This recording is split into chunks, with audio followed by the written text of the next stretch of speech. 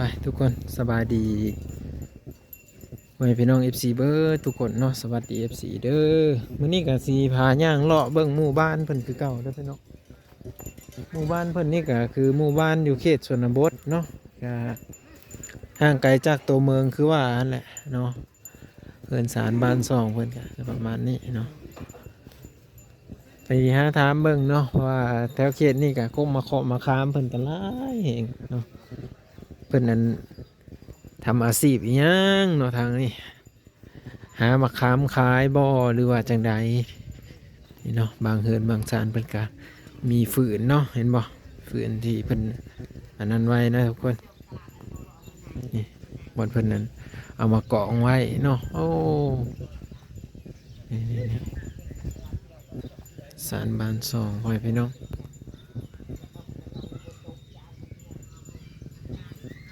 นี่พากันเอ็ดเพิ่นเลยเด้สบายดีได้เพิ่นเลยนี่โอ้ยคู่เป่า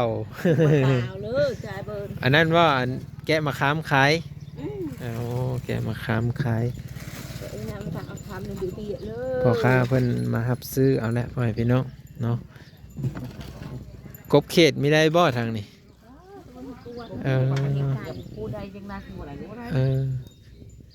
ตรงปีนแผ่นดินหาลีล้อเนาะ ใส่คำว่าปีนแผ่นดินเออ มีหมดแล้ว แล้วก็อีกนี่ชันก่อ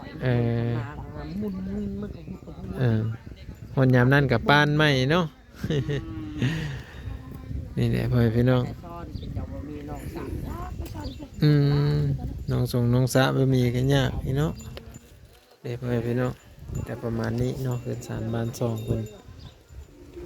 นี่ เห็นแล้วกลัวเยอะ ยัง เนี่ย คันเว้ากำเฮานะปลายภาษาเลี้ยวเด้อ เกาตะดังเด้อภาษาฮูลูเด้อ เกาตะดังเด้อ คันเว้าหลายๆเฮาก็มีเฮาเจอกันแล้วเฮาเจอเว้าน้อยหนึงเนาะอันนี้คือเขื่อนสารบ้านสองเพิ่นพูดเนี่ยบ่มีสวนกล้วยเนาะแบบชีวิตพอเพียงเลยนะทุกคนเพิ่นกันนี้สมัยนี้อ้อมแม่นแต่ว่าครั้งนั้นลงไปลุ่มพูนจะเป็นทุ่งนาเด้อพี่น้องเด้อป้ากงมะพร้าวเพิ่นก็มาดกแต่ทางนี้เห็นบ่บ้านนี่จะมีแต่ต้นมะขามเนาะต้นมะขามลายเองเพราะว่าบ้านนี่จะเป็นบ้านเก่าแก่เลยก็ว่าได้เนาะเป็นหมู่บ้านที่เก่าแก่อาจจะเป็นเหินอีกหลังนึงนอนแล้วก็ลงไปพุ่นจะเป็นจะเอิ้นว่าทงนาเนาะทงนาลงไปลุบปุ่นฮอดพีภาษาเนาะทางน่ะอ้อมแอมนี่ก็จะมีต้นกระบองเพชรอ้อมหมดเลยทุกคนจำมาหัวเลยนะโอ้ยเนาะว่าอันนี้คือมาอันนั้นแท้อันนี้ฮะเบิ้งในเด้ออันนี้เด้อเบิ้งแน่นี่ฮะคือมาอันดึงดูดตาเลย แม่นยังอันนี้ฮะฮะอู้จะว่าเฮ้เด็กน้อยนอนอยู่นี่สะดอกโอ้ โอ้ไม้นี่ก็สร้างเป็ดเนาะเพิ่นสามงามเพิ่นก็มาประดิษฐ์เฮ็ดอันอู่ให้ลูกลิ้นไปเนาะเพิ่นก็สร้างเฮ็ด เนาะมานี่เลยทุกคนเป็นสารบ้านซองมาอยู่แบบนี้แหละทุกคนเลยพากันหาห้องอยู่ห้องกินเนาะหาครบหากินตามทุ่งไร่ทุ่งนาเพิ่นไปพี่น้องหมู่บ้านนี่กับบ่ได้ง่ายปานใดพุ่นอ้อมไปพุ่นก็จะเป็นเส้นทางหมดเลยอ้อมไปหนอพุ่นเนาะไปเดี๋ยวพากันย่างไปเบิ่งก่อนเด้อพี่น้องเด้อแต่อยู่แบบนี้เนาะ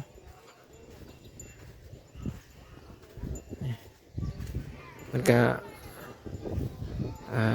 ยังดินว่างอยู่แต่อันนี้แต่ว่าน่าจะเป็นดินบุคคลหมดแหละเนาะเป็นหมู่บ้านน้อยๆชุมชนน้อยๆเนาะชุมชนบ่ใหญ่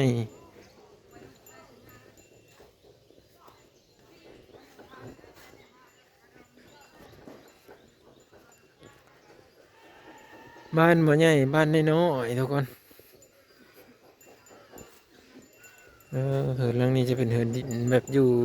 กลางเลยเนาะสะอาดงามตาเลยนะทุกคนนี่ว่าต้นมะขามมันจะขึ้นเอาต้นมะขามวันนี้เนาะ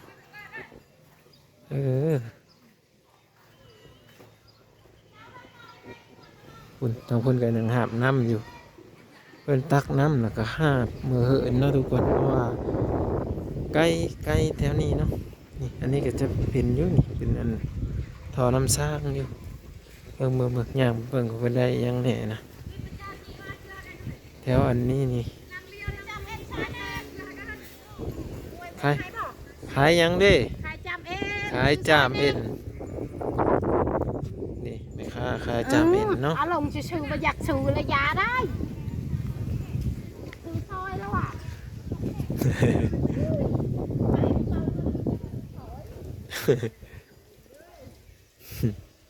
แม่ค้าเนาะไปเดี๋ยวเราไปลิ้นน่ะแม่เฒ่าเพิ่นอยู่ทางข้างในเพิ่นเฮ็ดกินเพิ่นเลยปกเปกอยู่ทางนั้นเนาะเออเพิ่นเนาะหมู่บ้านเพิ่นน้อยๆนะพ่อพี่น้องสบายดีนางน้อยโอ้ได้ปลาเยอะแท้ ได้ปลาใหญ่เนาะ ออกไปหั่นจะเป็นเส้นทางเด้อพี่น้องเหินสารบ้านซองเพิ่นเฮ็ดเพิ่นเลยเด้ทางพี่ลมผู้บ่าวบ่จักเด้ทางนี้เอาเยอะ โอ้ฮันน้อยเนาะขายขนมเป็นเห็ดขักอะไรไปพี่น้องฮันน้อยขายขนมเนาะเนาะเอา FC ไผมาเห็นก็มาซื้อซอยเพิ่นเนี่ยพี่น้องเบิ่งเอาไปลิ้นน่ะแม่ใหญ่เพิ่นอยู่ทางนี้ก่อนนี่สบายดีแม่ใหญ่ เห็ดเพิ่นเลยเด้ต้มน้ำปลาแดกโอ้เห็ดอยู่เห็ดกินเนาะยามแดงนี่ไปพี่น้องเพิ่นเห็ดอยู่เห็ดกินเด้อเนาะโอ้หลายบรรยากาศเนาะ ซอยปลาสามตัวปลาขาวน้อยนะ โอ้ปลาขาวน้อยเจ้าใหญ่มาอยู่พี่แต่ดนแล้วโอ้แล้วใหญ่มาอยู่พี่เนาะ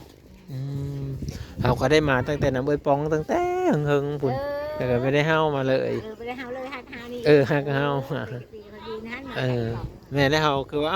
เนี่ยมันคือไม่เห็นมาเท่าดิแบบเพิ่นไปอยู่เสือมาอยู่พี่มาอยู่นำลูกสาวอีกโอ้ยนำลูกสาวลูกชายเฮ็ดอะไรเขากินเขาลิงลูกสาวอยู่ฮั่นเนาะโอ้นี่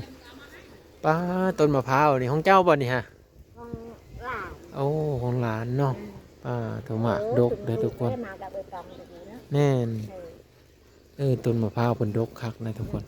บ้านนี่คือมีแต่ต้นมะขามเนาะมีแต่ต้นมะขามเขามารับซื้อบ่บัดนี้มาซื้อทางมันบ่ยังบ่ชุกโอ้ยังสุกโลนึง 3,000ก็ซื้อถือแท้เนาะอันนั้นไม่จังว่าวัดผู้อันขึ้นภูเก็บก็ขี้ค้านแล้วเนาะขี้ค้านน่ะมันสูงค่ะเบิ่งว่าขึ้นไปเอากับมันเอาหากบหาเขียดหาปลาก็พอได้กินมันก็พอได้ถ้าเขียดนั่นได้เขาผู้ไปหานี่มันมีผู้ไปหาแล้วโอ้เนาะกันว่าหาเงินหาคำในช่วงนี้เนี่ยก็คือหามาค้ามาขายคันได้ทางมือนี่ไปได้มาค้าบุกขึ้นมาหลายระยะคันขึ้นกกมาค้ามนี่ก็ขึ้นกกไผ่กกหมันบ่กกไผ่กกสมมติคือห้องไม่เท่าก็ขึ้นห้องไม่เท่าโอ้สิไปขึ้นห้องผู้อื่นไม่ได้เพิ่นหายเด้แต่บ้านจะขึ้นกับลูกหลานอีกเงาผู้หาผู้ชิกลูกหลานลายไปพี่น้องนี่แบบนี้แหละวิถีชีวิตชาวบ้านเนาะเพิ่นก็หานี่ขายแม่เฒ่าเพิ่นอันหามาค้ามขายเพิ่นว่าก็จะได้เงินนั่นเพิ่นทางพวกกับเจ้าหายอันขนมอยู่ไม่ได้ถือเงินมานั่นเด้ติโทนี่